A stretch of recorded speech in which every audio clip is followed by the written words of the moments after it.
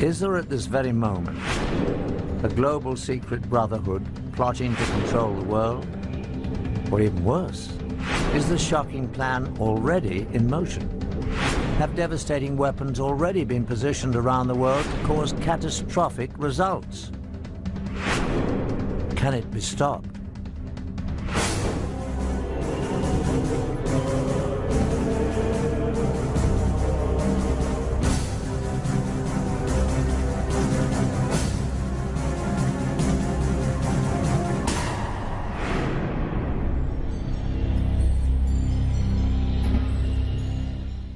Hello, I'm Patrick McNee. The Illuminati is said to be a global secret society that has been operating for centuries. A hidden brotherhood that includes some of the world's most influential people, people of all races and religions that hold top positions in government, churches, business, education, science, medicine, military, financial, and charitable institutions.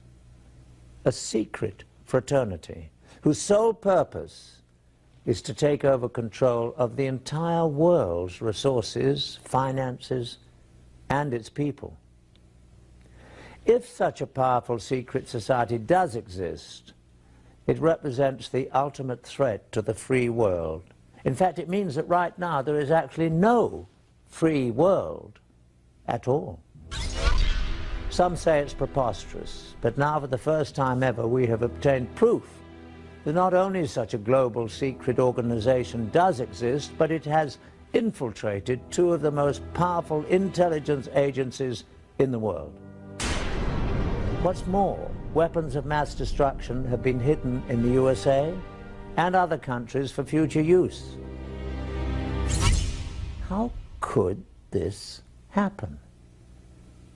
To get at the truth, we must first explore the dark reaches of the world's secret societies, whose history, rituals, and very existence are shrouded in mystery. Secret societies have existed for thousands of years. They all have one thing in common: unique knowledge, which they swear by oath to keep secret. For armed with this knowledge, limited to themselves, they believe they can control others. One of the earliest secret societies still exists today, the Masons.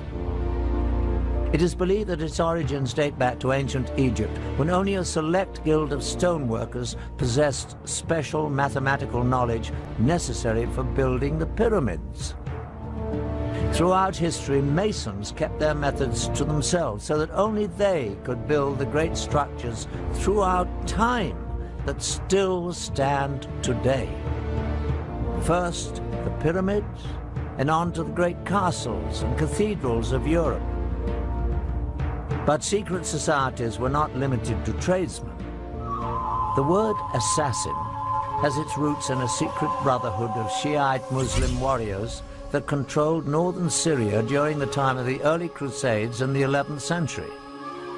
Their speciality, they had perfected the art of killing.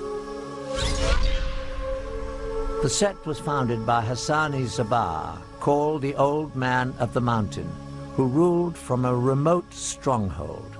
Hassan indoctrinated his devotees with the promise that if they fought and died for Allah, they would live forever in paradise, full of heavenly and earthly pleasures. He used the gruesome power of torture and murder to give his teachings special impact and assure complete discipline and devotion. Hassan gave hashish to his fanatical disciples to induce a feeling of invincibility before sending them on suicide missions. Hence the name assassin was derived from the word hashashin, or hashish user. By 1100, the assassins were said to number over 70,000 fanatically devoted members. About the same time in history, another secret brotherhood was created, the Templars. The Prieuré de Sion, Priory of Zion, was a chivalrous fraternity created in medieval France with the purpose of preserving the Merovingian bloodline and returning them to the throne of France. Their official headquarters was the Abbey of Notre-Dame-du-Mont de Sion in Jerusalem. In 1117, Baldwin I, King of Jerusalem, found himself greatly indebted to the priory for their services in helping him attain the throne. In return, the king negotiated the constitution of the Knights Templar as the military and administrative arm of the Priory of Zion. The Knights Templar had been created 10 years before for the purpose of safeguarding pilgrims on the road to the Holy Land. During their time in the Middle East, the Templars had contact with the Muslims, including the Assassins. In fact, after the Crusades, because of the enemies they had in common, the Assassins took refuge among the Templars, imprinting the Christian soldiers with much of their fanatical and deadly ideas. As the Templars developed, they became not at all an orthodox Christian organization. But their secret rituals and doctrine were much more mystical, heretic, and occult-oriented.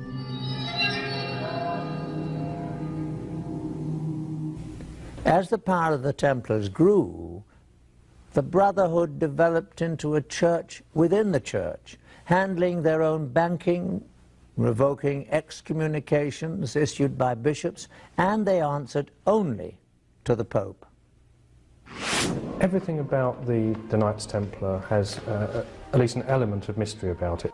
Right from its beginnings, it was founded just after the First Crusade, which had reopened the way between Europe and the Holy Land. And in about 1118, 9 French knights, all of whom were connected with the court of the Count of Champagne, went over to the Holy Land with this mission, they said, to protect the roads and the pilgrimage routes, to make them safe for pilgrims who would now be able to visit the holy places. Now, once they arrived in the Holy Land, there's actually no evidence that actually did anything for 9 years or so. And right from the beginning, there's something that doesn't quite connect. And there's other evidence that this mission of protecting the pilgrimage routes was actually just a cover story. They actually went there for another reason. For some reason, these 9 knights thought that there was something to be found there. There's certainly evidence that they excavated beneath the Temple Mount. Archaeologists have actually found Templar artifacts from those excavations. As it turns out, the Templars spent very little time on the roads at all. Most of their 9-year stay was spent digging out old tunnels under the Temple Mount, the original site of the biblical Temple of Solomon. What were they looking for? The temples of Solomon had long since been destroyed. Yet in times of trouble, the priests were known to have hidden religious treasures in secret underground vaults until it was safe to remove them. The Bible tells us that the Ark of the Covenant and other treasures of the temple survived several foreign invasions in this way. Perhaps the Holy Grail had survived in the labyrinth under the temple as well, waiting for man to rediscover its power. Certainly it was no accident that the knights stationed themselves in a mosque that rested on the ancient site. In fact, it was after their stay that they changed their name to the Knights of the Temple, or the Knights Templar. A monk by the name of Bernard, who later became Saint Bernard, was involved in the formation of the Templars. Saint Bernard was involved in deciphering ancient Hebrew text. Bernard, although in many ways a very worldly person, was also very spiritual. In ways that are quite odd for his time, he was very much into the feminine side of religion, very much into the Black Madonna cults of, particularly of the south of France, which are very kind of mysterious, almost pagan. He had a great veneration for the feminine, embodied in lots of ways in the Virgin Mary, which was actually quite unusual for his time, and that appears to be the thing that drove him more than anything else. St. Bernard was a very learned man again for his time. Yes, he studied Hebrew texts, studied other texts as well. It could well be something that he found in there that gave these people the idea that there's something worth having in Jerusalem. It's speculative, but it's a good speculation. It seems a very logical thing. You have people studying these old documents who suddenly want to get their people to some of these old places mentioned in these documents. They're looking for something. Personally, I honestly don't know what it was they found, except that people considered it important. Nobody knows for sure. Whatever it was, nobody knows where it went. And it's a real mystery. But there's no shortage of theories, any of which could be correct. Documents, Ark of the Covenant, Holy Grail, whatever that is, but they certainly had their secret. A very old text records the find. We repaired to the secret vault and let down one of the companions as before. The sun at this time was at its meridian height, the rays of which enabled him to discover a small box or chest standing on a pedestal, curiously wrought and overlaid with gold.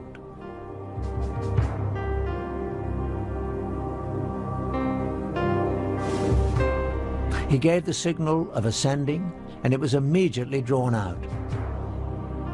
We have brought it up for the examination of the Grand Council. Just what was in this small box that got the Templars so excited? Clearly, a group of Christian knights, bound by the vow of poverty, were not interested in anything of material value. More likely, it was an object of great religious significance. To this day, we still do not know exactly what the Templars found in the secret vault. What we do know is that news of the find brought Count Hughes of Champagne, the man who bankrolled the expedition back to Jerusalem, to join his former vassals.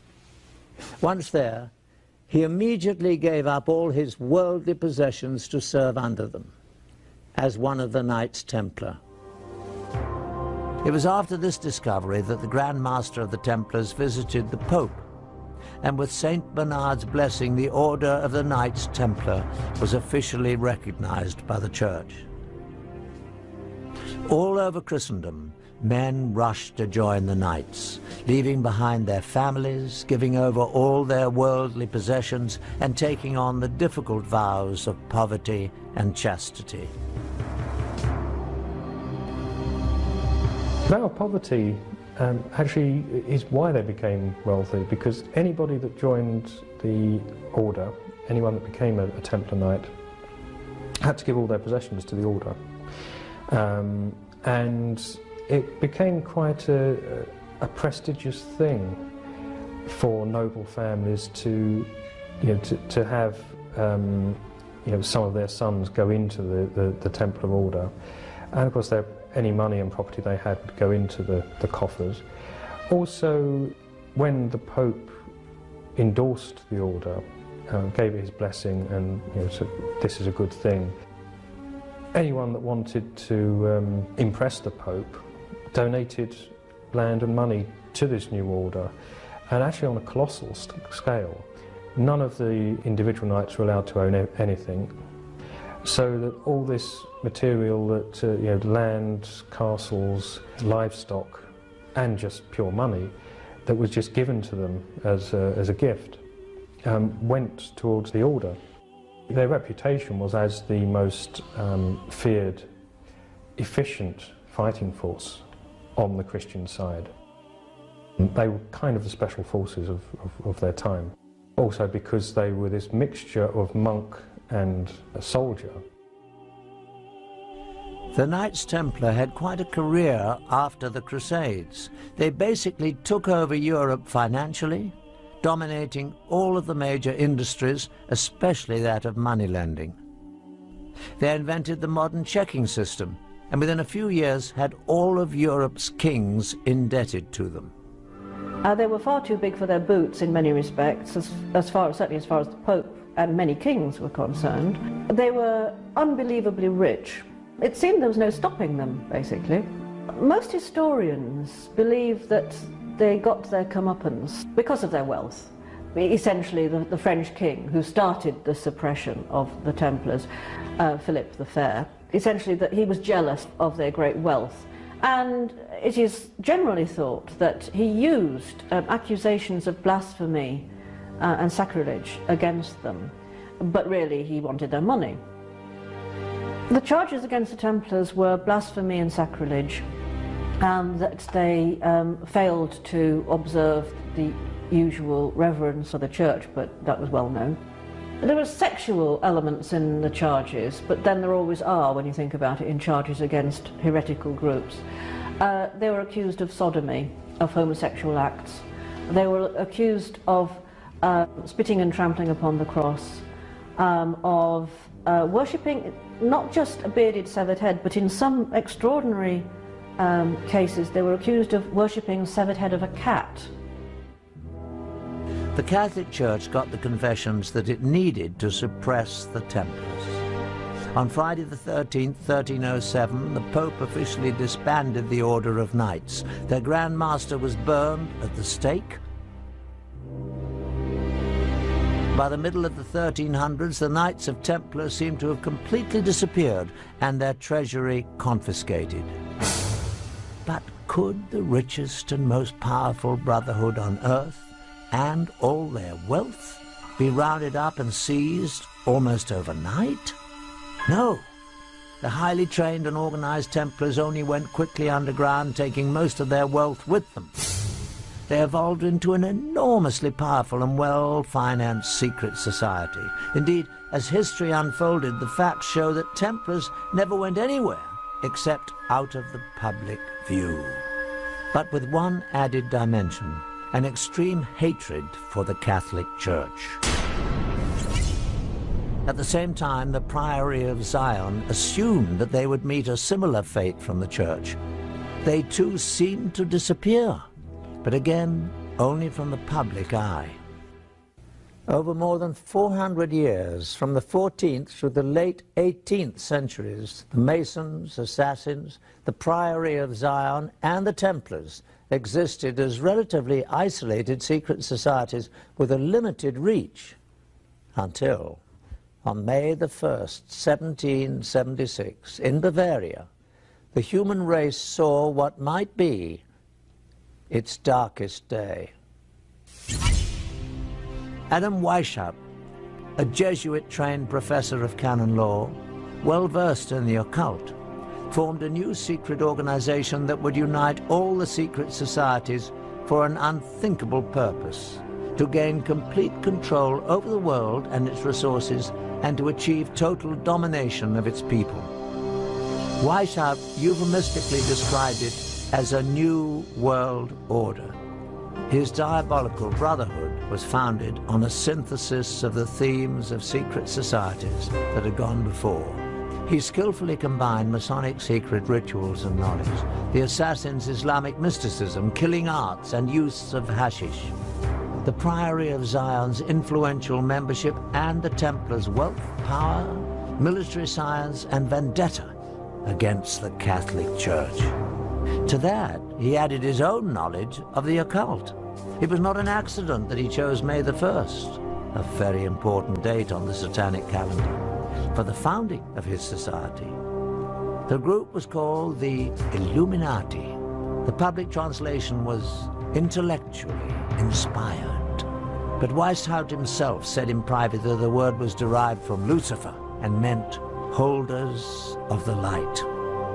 The official seal of the Brotherhood was a mystical, unfinished pyramid, and an eye above it with rays of light emanating in all directions.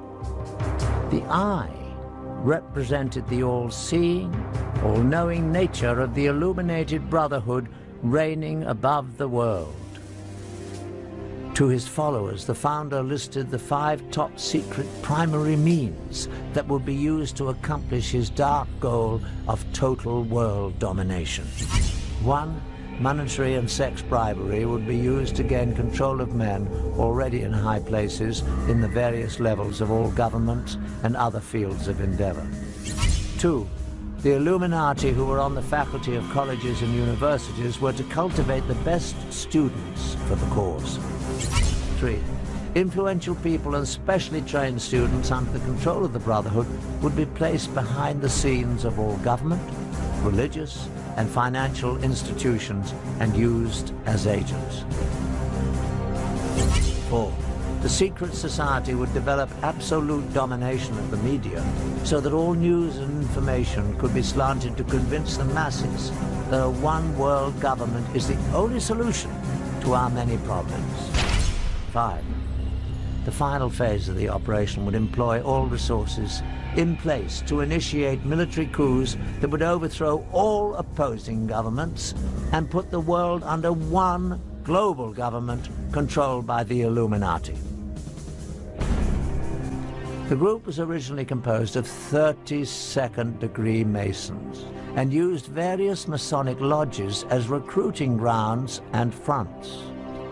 The highest-ranking Mason to be recruited was a nobleman from North Germany, Baron Knigge, also known as Adolf Francis, a major player in the European Masonic scene. The Illuminati were extremely secretive, even identifying themselves and their chapters by assumed classical names. For example, Weishaupt was Spartacus, Knigge was Philo, the headquarters was Eleusis, Austria was Egypt, etc.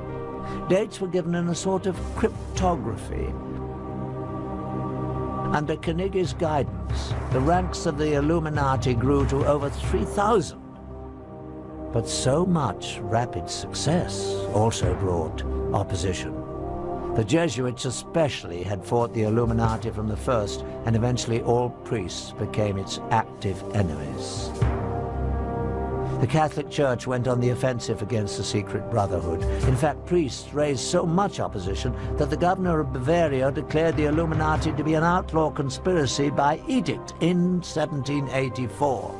Many Illuminati were imprisoned, and some, including Weishaupt, were forced to flee the country. Soon, not only Illuminism, but also Freemasonry was forced out of Bavaria. By the end of the 18th century, the Illuminati seemed to have completely disappeared everywhere. But the Illuminati was not really gone any more than the secret societies that preceded them. They just went underground and added one more item to their list of dark goals: infiltrate and bring down the Catholic religion. When we look around the world today, what do we see of the secret societies? Masonic chapters exist in the open all around the globe as a mainstream organization. The Order of Knights Templar today exists as the top-ranking Masonic organization in the York Rite of Freemasonry. What goes on inside Masonic halls is still relatively secret. Probably known only to their upper echelon members are the dark rituals, goals, and the vendetta against the Catholic Church. The Masons and Templars have very effectively integrated themselves into the world's most respected societies. To a lesser degree, the assassins have appeared publicly periodically throughout history. In the early 1800s, they were visible in India as they came under the direction of the Aga Khan, who they believed possessed divine powers. In the latter 1800s, the Aga Khan brought them to Afghanistan, where they developed a lasting relationship with the British. Later, the Aga Khan's descendants further infiltrated Western culture.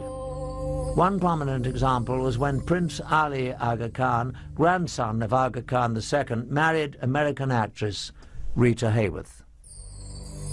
Are the assassins, as a secret murderous order, now a thing of the past? The bloodshed occurring today at the hands of Islamic extremists would say the assassins are alive and well. The Priory of Zion also continues to this day. In fact, it has been reported that a number of illustrious figures in history have served as the Priory's Grand Masters, and there is corroborating evidence. In 1975, a discovery was made in a Parisian library. Parchments were found called Le Dossier Le Carré. These documents indeed reveal that some of the secret members were Leonardo da Vinci, Victor Hugo, and Sir Isaac Newton. The Priory has been credited by some with the creation of the European Union. Former President of France, François Mitterrand, was believed to be a member of the Priory, and many other powerful people. As for the Merovingian bloodline the Scions were pledged to protect, it continues on. Through incestuous intermarriage, most of the royal families of Europe can claim Merovingian descent. And it is said that from these royal families have come all 44 of the United States presidents. These connections around the world through the Priory of Zion provided the Illuminati with the means to influence politics and power around the globe. But what about the most secret society of them all? Adam Weishaupt's Illuminati, the brotherhood that vowed to bring all the other secret societies together to control the world. Is it still actively pursuing its diabolical plan of world domination? Indeed, shocking new facts that we have uncovered reveal that it is stronger than ever today. Studying a top-secret society is much like studying the currents of a lake. The ripples on the surface give us clues to know what is going on in the darkness below. The Illuminati's grand plan required that it infiltrate the governments of all countries around the world. In our extensive investigation, we focused on just one target, the former Soviet Union, to see how it was manipulated by the Illuminati. An effective way to gain control of a government would be to penetrate its intelligence structures. Newly released information from the files of the KGB provides some unprecedented insight. Now that the Cold War is over, some highly classified information is being smuggled out of carefully guarded vaults in what used to be the Soviet Union. With the change to a market economy here, many items never before available to Russians are finding their way to the black market. They say that everything is for sale in the new Russia, including state secrets and the spies who kept them. After the collapse of the Soviet Union came the dissolving of the KGB. The new government formed its own new security and intelligence agencies, employing many of the old KGB personnel, but leaving many without jobs.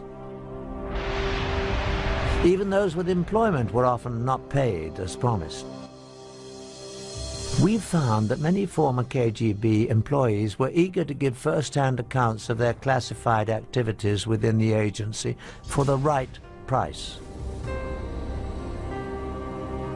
However, when the subject of the Illuminati was introduced, no amount of money could induce anyone to talk about it.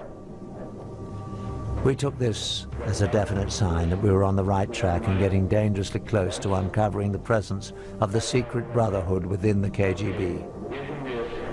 The former KGB employees were willing to direct us to black market sources where we might obtain further information, but at our own peril. Though most leads proved to be ultimately unproductive, we found that with perseverance, money, and a bit of luck, it is possible to acquire classified Soviet documents.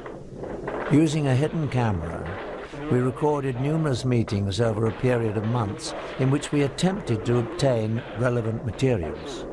This transaction between one of our Moscow contacts and black market dealers proved to be one of the more successful ventures, though, as you'll see, not without a few tense moments.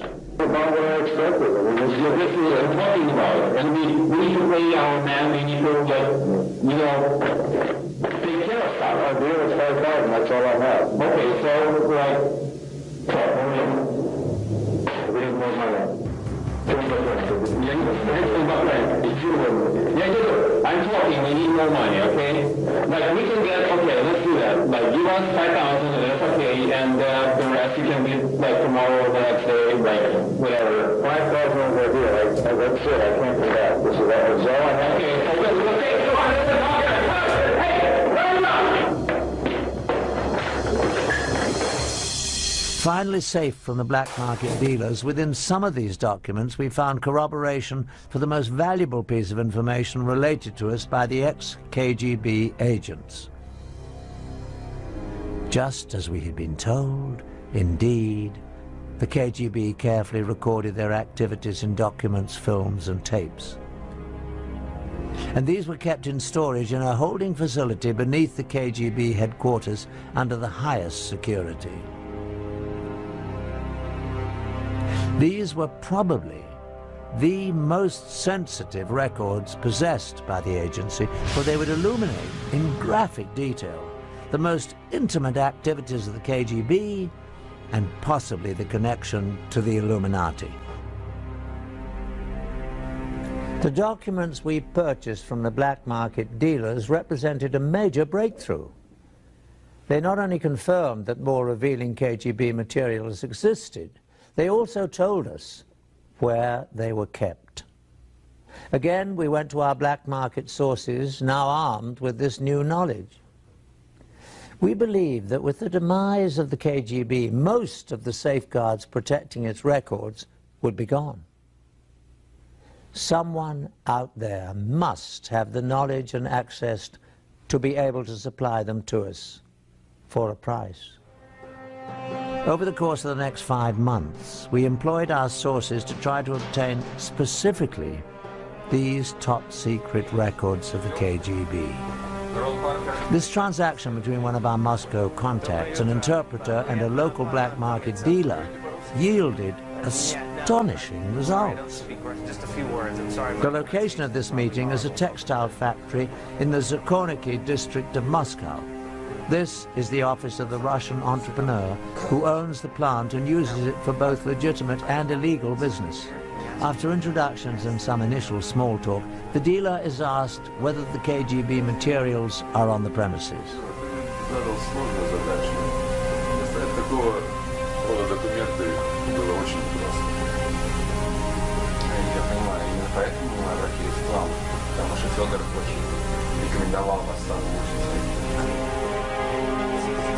From a safe, documents are produced that relate to the films and tapes the dealer has promised to deliver. After an inspection of the documents and a cursory verification of their authenticity, the transaction is completed.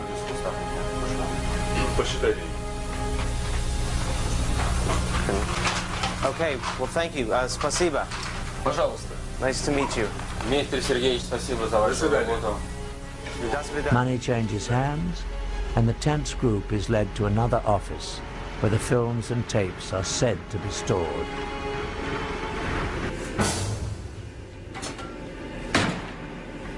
And finally, the graphic films, tapes, and documents we'd heard about surfaced.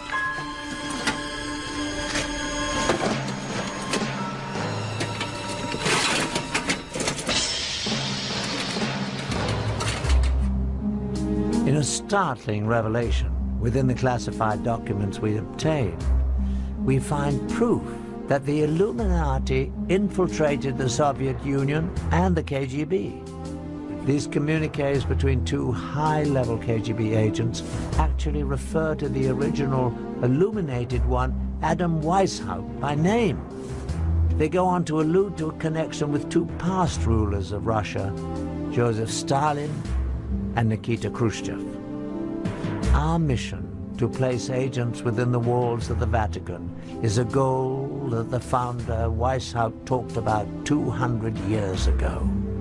It is something that has been attempted through the years by both Stalin and Khrushchev with no success, but I believe we can finally do it this time. What's more, in the lab, our investigators made an alarming discovery. A magnified view reveals that an unnoticeable dot the period at the end of the final sentence on the page is actually a seal. It is the unfinished pyramid with an eye and triangle above it. The official insignia of the Illuminati, a marking used by the secret society since its creation in 1776. The KGB was determined to infiltrate the Vatican. Why would this, of all places, be of such critical interest to the Russians? The answer is simple. The Russians would have no interest in the Vatican, but the Illuminati would. Not only would it further the vendetta against the Catholics, but it would be important for the greater purpose of gaining control of the world. The Vatican may be the most powerful force on the planet for influencing people. Policies dictated by the Vatican affect 1 billion people spread across the globe on every continent, in comparison to less than 300 million under the direct influence of the US or the former USSR. Reigning at the top of this vast empire of followers is one man, the Pope, whose words and wishes are considered by his followers to have divine inspiration. No other person on earth has such extraordinary power and influence. The Illuminati would have a great interest in exerting whatever influence they could on the Pope and his advisors. The KGB had a staff of agents permanently assigned to Rome, but the Vatican City exists as a very closed world, an officially recognized independent state with its own government. In effect, it is a sovereign state existing within the city of Rome. Surveillance of it from the outside is very incomplete.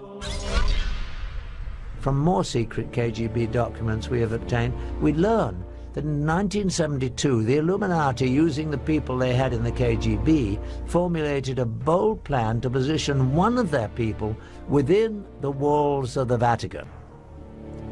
Again, the period at the end of the final sentence on the document is actually the miniature pyramid and eye, the official insignia of the Illuminati. At last, the secret brotherhood could begin to control the Catholic Church from the inside. An agent was sent to the Vatican posing as a Ukrainian priest, driven from his country by the communists for anti-communist rhetoric. He was quickly accepted by the pro-American Vatican clergy. After only a few months, he achieved his primary objective, gaining the confidence of the office of Cardinal Vilo, the Secretary of State of Pope Paul VI. In this exclusive KGB film footage we obtained, on the right is the agent posing as a priest. On the left is the chief assistant to Cardinal Vilo. Devo tornare all'ufficio, devo fare cose lì e tutto il resto. Non è molto preoccupato. Ok, spero che ecco che arriva. Buongiorno. The third man is actually another KGB agent, no doubt placed in the organization by the Illuminati. He is also seeking to gain access to the cardinal. Sì, questo va bene. Bene, bene. Molto bene. Bravo, bravo, fatti uscire. Abbiamo la sua collaborazione. Sì, bene, bene. Terremo molta considerazione di questo. Sappiamo quanto è importante per noi questa collaborazione. When Vilo's assistant is sent on his customary monthly trip to Milan, the KGB installs a camera in his hotel room. In typical KGB fashion, the priest is about to be set up to be blackmailed to assure his continued cooperation. Over several days, a woman becomes friendly with him and gains his trust.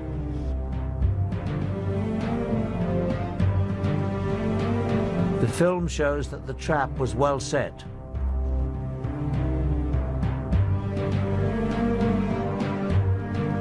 One night, the woman comes to his room to take him to a dinner meeting.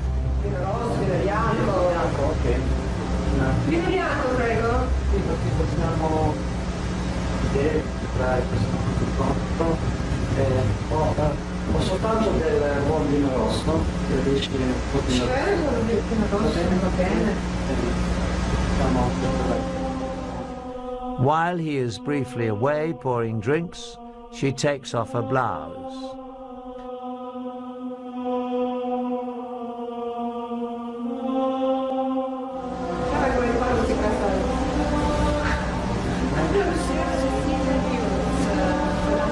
The film ends abruptly.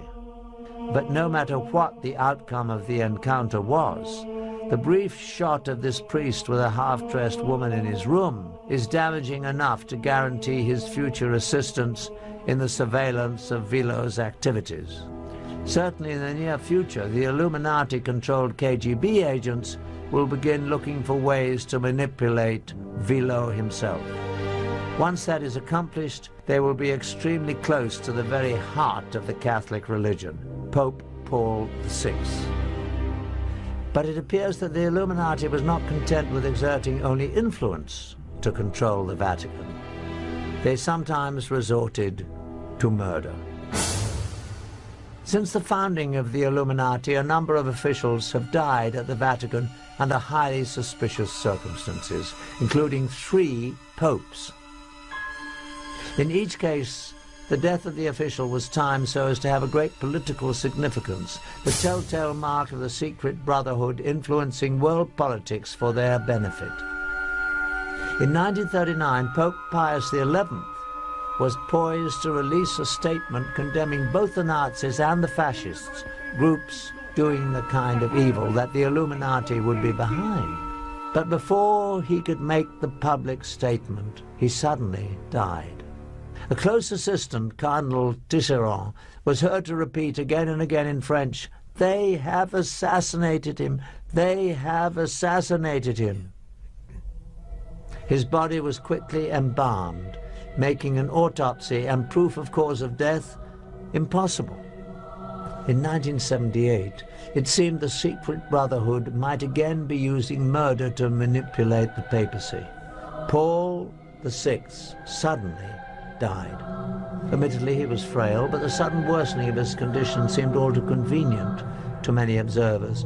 However, this time, the Illuminati architects got a result they probably were not expecting: a pope who would be at odds with them, John Paul I. Almost immediately after he took office, the new pope showed a great deal of independence. It seemed that John Paul had a special distaste for the corruption he had seen was rampant in the Vatican's finances. While he was the Cardinal of Venice, the Venetian Catholic Bank was sold in a secret deal to the Vatican Bank for a greatly undervalued amount. Profits reaped by a few were estimated at more than $70 million, but the losses to the Venetians were great. The clergy of Venice even lost their pension funds. Instrumental in the deal were bankers Roberto Calvi, his mentor, Sindona, and the director of the Vatican Bank, Bishop Marcinkus. After John Paul became Pope, these 3 were still in charge of investing much of the Church's money. In his new position, the pontiff had the power to investigate them and publicly bring out the facts. Altogether, he was poised to uncover illegal dealings that involved almost $1 billion. This would be a serious blow to the Illuminati, who were certainly behind the criminal financial dealings. The danger to the Pope became shockingly clear one day at a private meeting between John Paul and a Russian Orthodox Archbishop, Nicodim. As the meeting began, coffee was poured. Nicodim took the first sip and almost immediately collapsed to the floor and died. His face was very contorted in a horrible and unnatural grimace, as if the death was very painful. The stunned Pope carefully put down his own cup before he sipped. Certainly it came to his mind that the coffee must have been laced with poison that was meant for him. The official doctor, however, quickly proclaimed that the Archbishop had died from what had become the standard cause for deaths at the Vatican, a massive coronary. All the facts surrounding the mysterious death of the Russian Archbishop Nikodym pointed toward an assassination attempt and a cover-up. The Russian's body was embalmed very quickly after his death, without a prior complete medical examination. After the embalming, it would be impossible to perform an accurate autopsy to determine the cause of death, particularly if it involved poison. Also, the coffee the Archbishop drank was never collected for analysis, and no forensic investigation was ever carried out.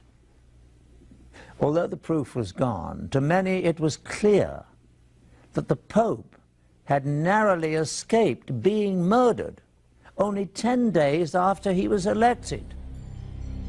The experience proved so frightening that John Paul called a secret meeting with his top 4 cardinals to discuss the situation. The meeting took place on September the 28th, 1978. Only the 4 cardinals and the Pope were in the room. To this day, it is not known exactly what was said, but afterwards, the Pope was moved to take action. He ended the term of Cardinal Vilo as Secretary of State.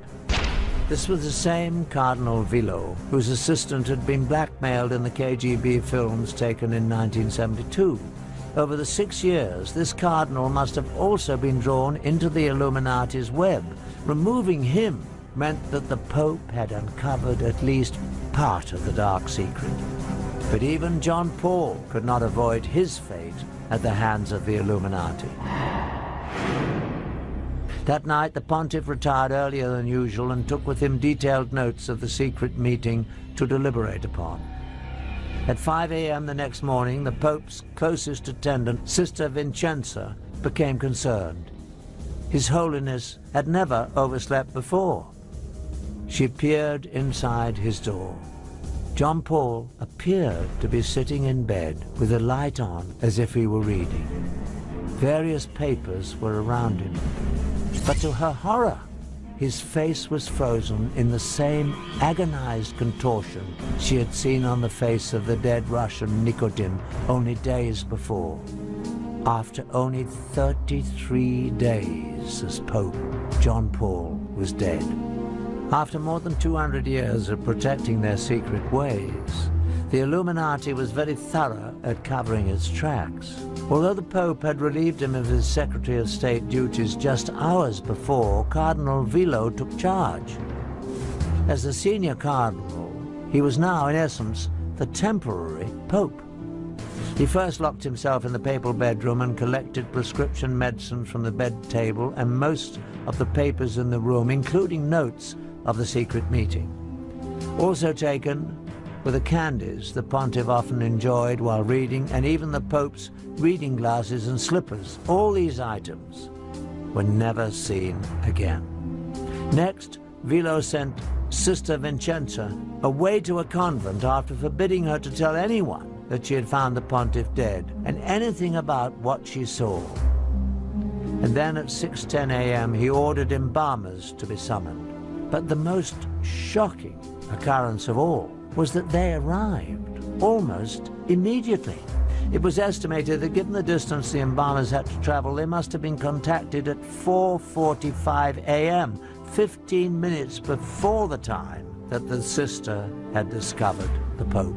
At 7:30 a.m. a public announcement was issued. The cause of death was heart failure. Instead of Sister Vincenza, it was reported that the Pope's secretary, Monsignor Maggi, had found the body, and the time of discovery was changed to 5:30. By the time of the announcement, the embalmers had already done their work, just as in the all-too-similar death of the Russian Archbishop only 23 days before. Any possibility of a 100% accurate autopsy was eliminated. If foul play was involved in the death of John Paul I, the chance to prove it was conclusively gone forever.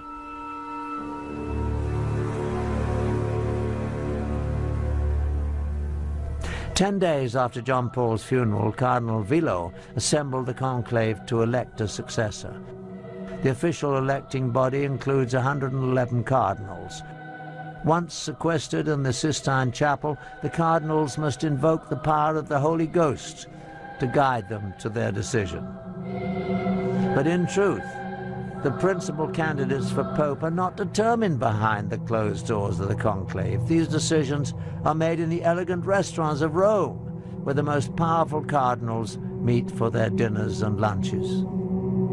When the cardinals finally entered the Sistine Chapel for the closed-door session Sunday morning, October the 15th, 1978, it became the scene of a theater of political manipulation on all levels.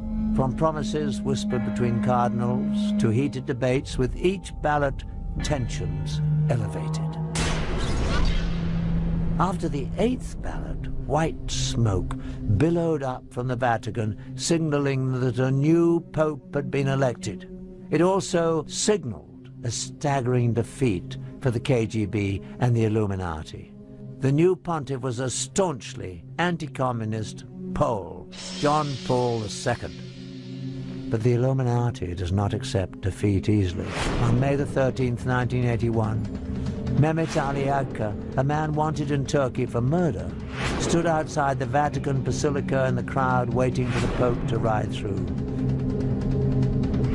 According to Ali Agca's own account, John Paul came out of the Vatican about 5 p.m. in a white Jeep. As the Pope came by, Ali Agca pulled a pistol up and fired 3 times before being wrestled to the ground by the crowd. The pontiff was seriously wounded, but he would recover to continue his papacy. At first, Ali Agca asserted that he had acted on his own, but investigators became convinced that a much larger conspiracy had used the obviously unstable and dangerous man as a tool for assassination. Soon, Ali Agca admitted that the shooting was part of a Bulgarian conspiracy masterminded by the KGB. But of course, both Bulgaria and the Soviet Union denied any involvement. When the jury announced Ali Agca's conviction and life sentence, he seemed shocked that he'd been left to bear the responsibility for the crime alone. Then he began laying out the precise details of the conspiracy to Italian investigators, naming all those involved. On November the 25th, 1982, Serge Ivanov Antonov, an employee of the Bulgarian National Airline, was arrested in Rome and charged with involvement in the assassination attempt. Soon, the list widened to include 3 other Bulgarians and 4 Turks. In July 1983, as Agca was being transported to another facility, the world saw him publicly admit the KGB connection, as he shouted to reporters that the KGB and Bulgarian intelligence services were involved. Later, he explained that he had been trained in Bulgaria and Syria by KGB experts in international terrorism. He also admitted that Antonov was an accomplice along with 2 Bulgarian embassy employees. In 1984, Italian judge Lario Martella was convinced that the KGB and the Bulgarian Secret Service were involved in the assassination attempt on Pope John Paul II. The judge released this finding based on the following facts. Agca used a perfectly forged passport to enable his entrance into Italy, something available only from highly sophisticated sources. He also had enough money to allow him to stay for extended periods in Bulgaria, Switzerland, and several other European countries. There was evidence that he received substantial assistance in his activities in Italy leading up to the assassination attempt. In spring, the trial of 8 men accused of conspiring to kill the Pope convened, and the facts began to emerge.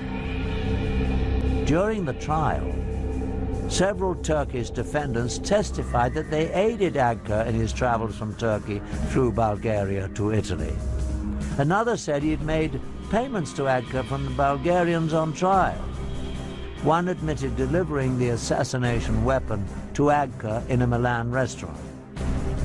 By the 1980s, after 2 centuries of positioning their people in high places, the Illuminati had apparently gained control of the Italian courts.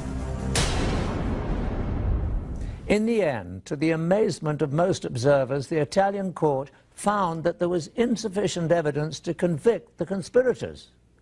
The Agca case not only illustrated that the secret brotherhood had compromised the Italian judicial system, it also showed that the Illuminati had reached the very top of the KGB.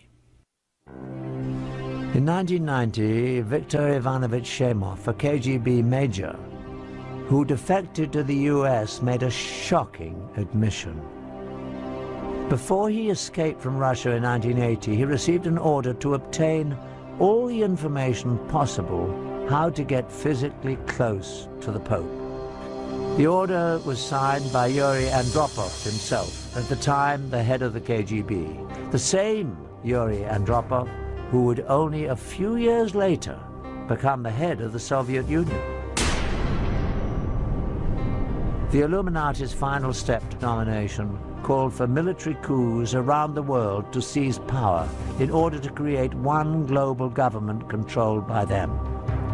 To accomplish this, they would use the huge surplus of catastrophic weapons stockpiled in the USSR to threaten the entire world.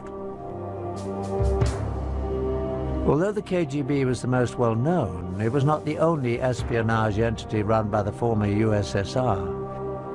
Another agency just as massive but even more secret than the KGB was the GRU, carrying out military intelligence. And the secret brotherhood went to great lengths to infiltrate it. The proof that they were successful is revealed in these highly classified GRU agency documents that we purchased from a black market document dealer in Russia. In them, an agent is given his orders to work using the cover of a journalist in Washington, D.C. Once again, the Illuminati has left their telltale sign. The period under high magnification is the pyramid and all-seeing eye. While the KGB collected information on political figures and influenced politics around the globe, the GRU gathered intelligence essential for achieving military objectives. Some of the activities of the GRU were aimed at achieving objectives in various ongoing conflicts, such as Afghanistan. But the major mission of the GRU was to prepare for future wars with other countries, especially the USA. It was this agency that was ready-made to be used to place the deadly weapons for the final phase of Illuminati's dark plan. The GRU operatives were perfectly trained for the operation. In time of Cold War beginning, in the mid, in the end, actually all time of our military service, we were used in military preparation of the former Soviet Union for the future war against America. Beside their military education, GRU operatives underwent 3 years of exhaustive training. They learned to use all the tools and techniques of the spy, and they became experts in explosives. Once fully trained, the GRU agents were moved to assignments in foreign countries. Some were given diplomatic covers and went to work in embassies. Others assumed positions as journalists, as is the case in the secret documents we obtained with the insignia of the Illuminati. One was Stanislav Lunev, a former GRU colonel, who in 1992, after 20 years with the agency, would become Russia's highest-ranking military officer to defect. In his book and in an exclusive interview with us, Lunev gives a first-hand look into the GRU. Although his face was never shown, he would not even mention the Illuminati, although he never denied their existence or involvement in the GRU. He does, however, reveal some shocking facts. In the United States, I worked in Washington, D.C. operational area, under the same cover as a TASS news agency correspondent. It's a very good cover because, you know, between journalists and spies, real spies, there are a lot of common, because all of them are looking for news and for real information. Once in position in the field, the GRU agents had various tasks.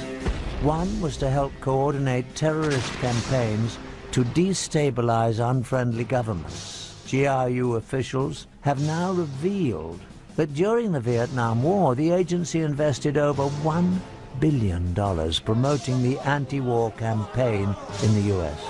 This expertise at manipulating governments was a skill that fit exactly with the Illuminati's future plans for overthrowing governments. Another major part of the GRU's agents' work was laying the groundwork for Russian special forces, the Spetsnaz. These elite troops under the GRU would penetrate countries to perform military sabotage when needed. Some would blow up strategic targets such as power stations, bridges, and communication centers. Others would form assassination squads to kill government leaders and their families. This was an ability of great value for the Illuminati for world domination. In order to bring the Russian special forces into foreign countries when required, the GRU needed to assure themselves that they would have access to cross the borders. For this, they relied on the expertise of the KGB. The agency excelled at gaining entry into unfriendly countries. They needed to be able to consistently position their spies and smuggle out information. Again, the KGB often used sex and blackmail to accomplish its goals. In this hidden camera film, the man on the right is a KGB agent acting as a raven, a male whose job is to seduce someone to commit espionage. This raven is in the process of setting up a Mexican border guard. I'll get it replaced. Okay. More. So it's very interesting. Once this border guard was hooked, KGB agents could freely cross into the U.S. from Mexico at this station. This information would then be passed on to the GRU, so they too could use the access to bring in agents and the Spetsnaz when they were called for. So, will you call me? I call you. You will? Anyway, I'll contact you, you know what I mean? I'll call you. I'll find you, then I'll call you. Are you okay? Yeah, I'm okay. Okay. To execute the plan for global chaos and military coups, the secret brotherhood used the GRU to position sleeper agents and devastating weapons around the world. These weapons would stay hidden in strategic places until the day they would be needed. At that time of the Illuminati's choosing, the agents would come out of hiding and the weapons used. These special operation forces commanders are very highly trained military professionals, and they will come here when real tension would be in place. And they need to have very special weapon system to destroy very highly protected targets. So they will have nuclear weapons, chemical, biological, other weapon system. The most frightening weapons to be smuggled in were the small nuclear devices that have become known as the nuclear suitcase bombs. These weapons could be moved easily by one person, but had awesome destructive capabilities. Once they were in the US and other enemy countries, the weapons were hidden in safe places and could be retrieved in time of war. It is estimated that a frightening number of these nuclear devices were positioned in the US and other countries. In all probability, these nuclear devices remain hidden in their secret locations, all ready for use today. Thanks to the newly opened files of the KGB, we've had a shocking look at how the Illuminati has over the years manipulated the world's institutions like the Vatican. And we have seen that devastating weapons have been positioned around the world. we have focused on only Russia's connection to the Illuminati. Since Adam Weishaupt founded the secret organization in 1776, its tentacles have extended into many other nations around the globe. Even the United States shows telltale signs. The most obvious is on the back of the US $1 bill. Prominently displayed are the pyramid and the eye, the Illuminati's insignia put there in 1933 by order of President Franklin D. Roosevelt. Underneath are the Latin words Novus Ordo Seclorum, which translates as New World Order.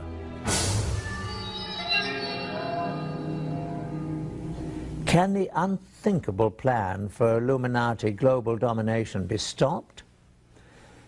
The only thing a secret society fears is being exposed. Today, books on the frightening subject are gaining wide distribution. The internet is filled with information about the secret organization.